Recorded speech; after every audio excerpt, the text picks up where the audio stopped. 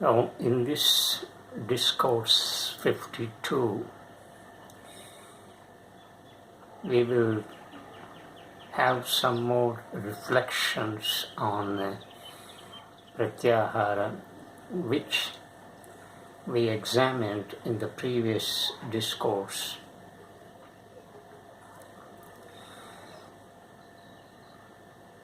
The purpose of Pratyahara, that is, withdrawal of the sense organs from the objective world, prepares the sadhaka to move to the higher yoga, comprising dharana, dhyana, and samadhi.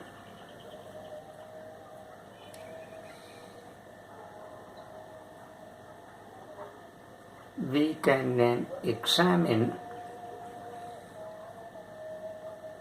mental images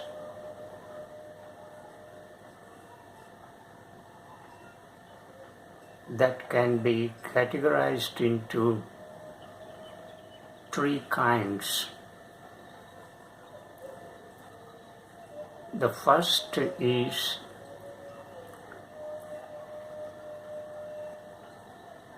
the impressions or the vibrations created by the objective world, impinging upon the sense organs. This is the first category of mental images.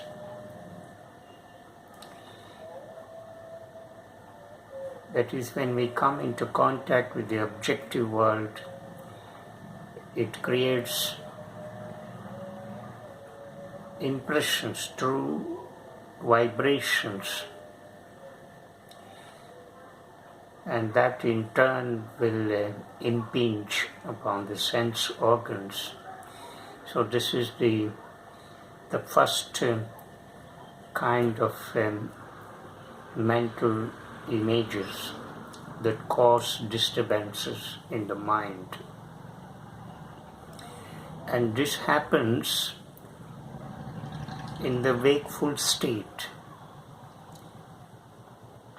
The second category of mental images arise from memories of the past experiences. The third kind of mental images arise out of our anticipations with the future.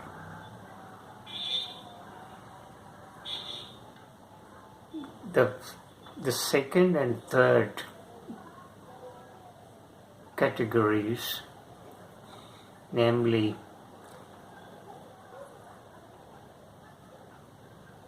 memories of the past experiences and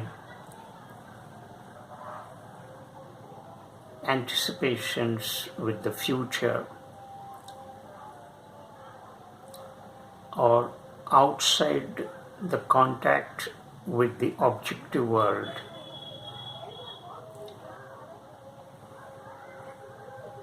They are purely related to mental.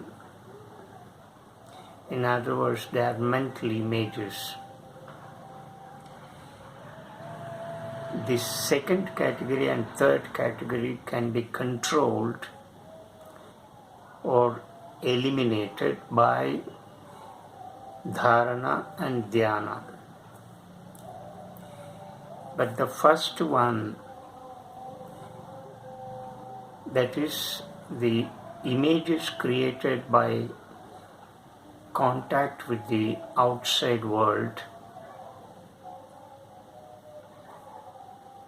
can be controlled through pratyahara, that is the withdrawal from the withdrawal of the sense organs from the objective world. Pratyahara interposes, as it were,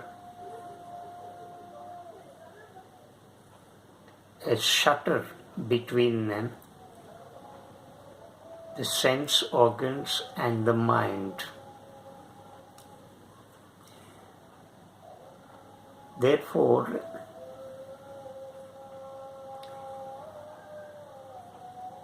Pratyahara acts like an intermediary between the lower rung of yoga and the higher rung of yoga. The lower rung of yoga comprises yama, niyama, asana and pranayama.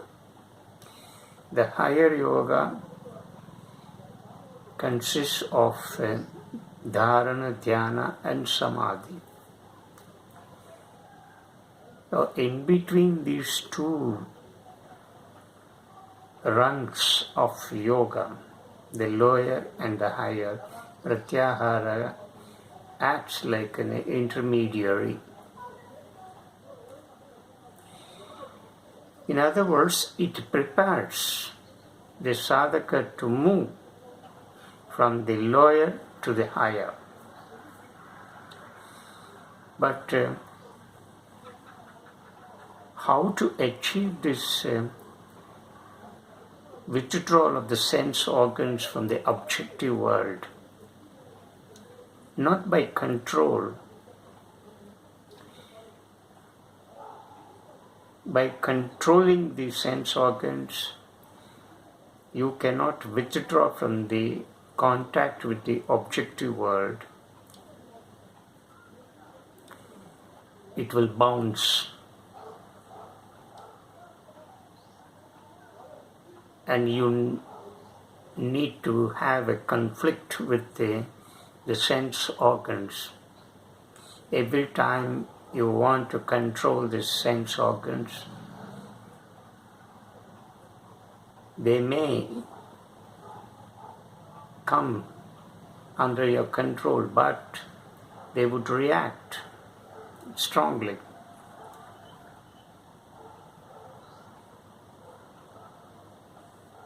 Because the sense organs, it's very difficult to hold them.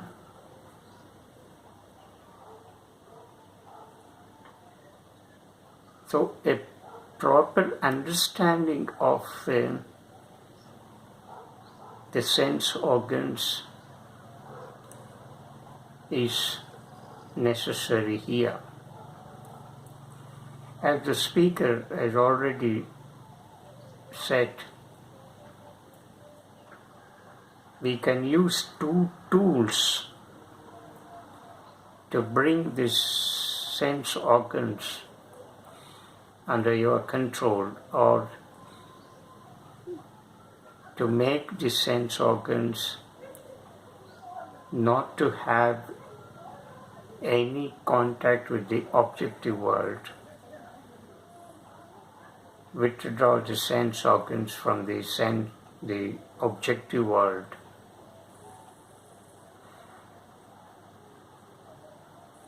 And the tools that can be employed here include viveka and vairagya. Viveka stands for discrimination. So by using this power of discrimination, we can arrest the movement of the sense organs to the objective world. We can discriminate what is good from what is bad. This would in turn facilitate the sense organs not to have a frequent correspondence with the objective world. The second tool that can be used to bring these sense organs under your control is Vairagya. That is a sense of indifference to the physical world. When we cultivate it,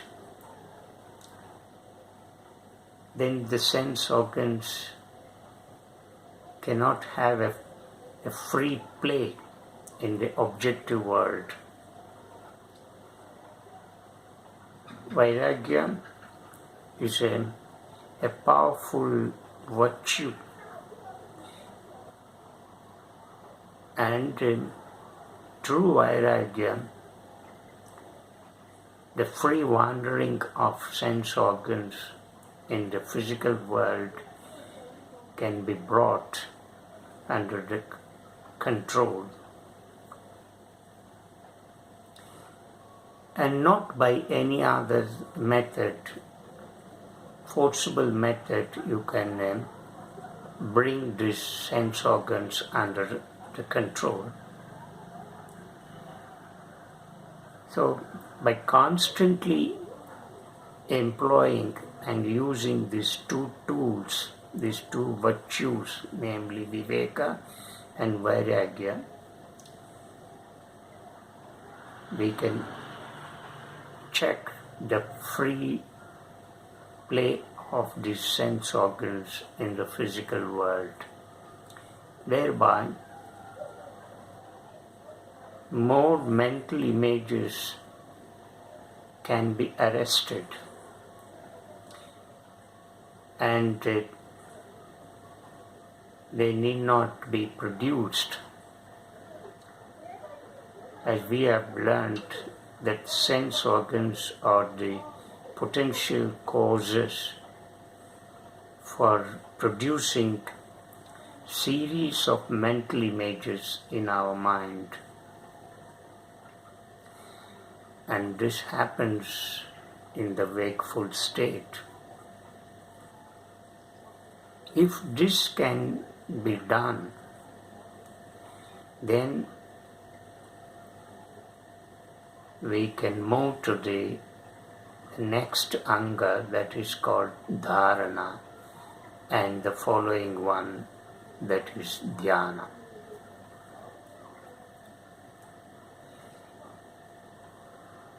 So we have learnt various disturbances caused by various sources, and these disturbances are called vrittis, and we have so far identified 5 such sources. The one source of disturbances are caused by emotions. They are called emotional disturbances, and these emotional disturbances are caused by leading a moral defect in our nature, by leading an immoral life, and disturbances, emotional disturbances caused by moral defect in our nature can be checked by following yama and niyama principles. And we have already examined 10 such principles or virtues. So emotional disturbances can be arrested or eliminated by adhering to these 10 principles. Next to these emotional disturbances or the disturbances caused in the physical body, these disturbances in the physical body can be checked by performing asanas.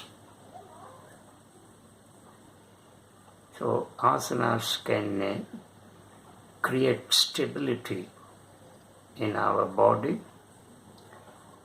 and perfect health, which is mandatory for leading a yogic life. So, if our body is weak, if our health condition is not good, then it creates disturbances, and these disturbances arise from the body, and they in turn cause vrittis in the mind. The third kind of source of disturbances arise from irregular and insufficient flow of pranic forces in the pranic sheath, and these disturbances can be checked by practicing pranayama. The speaker has already explained what it is and how it should be done, and its implications, and so on.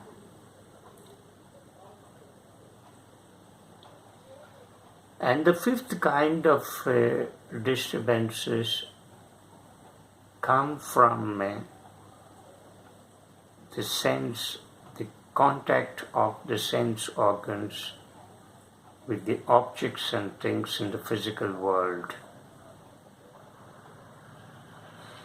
So this can be eliminated by practicing Pratyahara, that is, the withdrawal of the sense organs from the physical world. But you need to know that if you want to move to the higher form of yoga comprising dharana, dhyana and samadhi,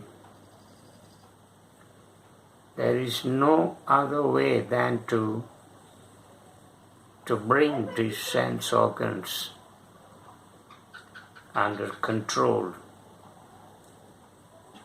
The free play of the sense organs in the physical world that cause a lot of disturbances in the mind have to be arrested, and there is no compromise on this. And the speaker has already introduced two important virtues that can be adopted in arresting the free play of the sense organs in the physical world. So these are the 5 kinds of sources of disturbances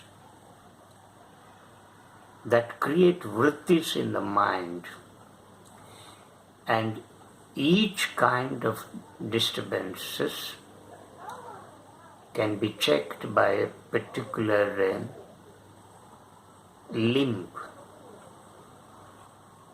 The speaker has just now introduced all those 5 limbs, namely yama, niyama, asana, pranayama and pratyahara.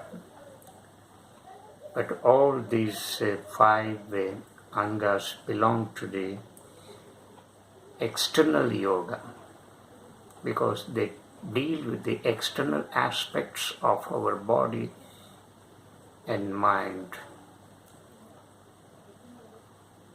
But we need to go deep into ourselves, and this forms internal yoga, This internal yoga comprises dharana, dhyana and samadhi. But if you want to move to this second form of yoga, that is called Antaranga Yoga, that is internal yoga, we need to acquire mastery of the Bahiranga Yoga, that is external yoga form comprising Yama, Niyama, Asana, Pranayama and Pratyahara. The first Y belong to the Hatha Yoga. The internal yoga comprising dharana, dhyana and samadhi belong to Raja Yoga. So Astanga Yoga comprising 8 limbs can be divided into 2 categories, namely Hatha Yoga and Raja Yoga. So Patanjali has combined these 2 forms in Astanga Yoga because the one deals with the external, that is the Hatha Yoga. The other, that is Raja Yoga, deals with the internal.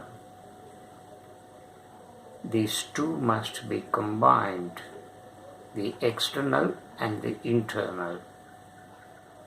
And this is called yoga. The union between the external forms of yoga and the internal forms of yoga. When this is achieved, then yoga happens in you.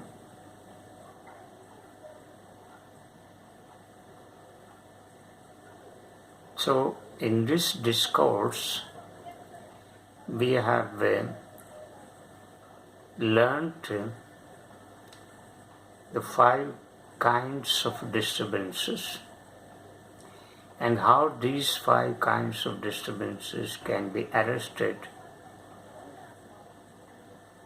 by following each limb in the Astanga Yoga. When these disturbances are eliminated, because these disturbances arising from different kinds of sources will create vrittis, modifications in the mind, and therefore we cannot concentrate nor meditate. So when these disturbances are eliminated, then a perfect ambience is created in body and mind, so that we can easily acquire mastery on dharana and dhyana. Namaskar.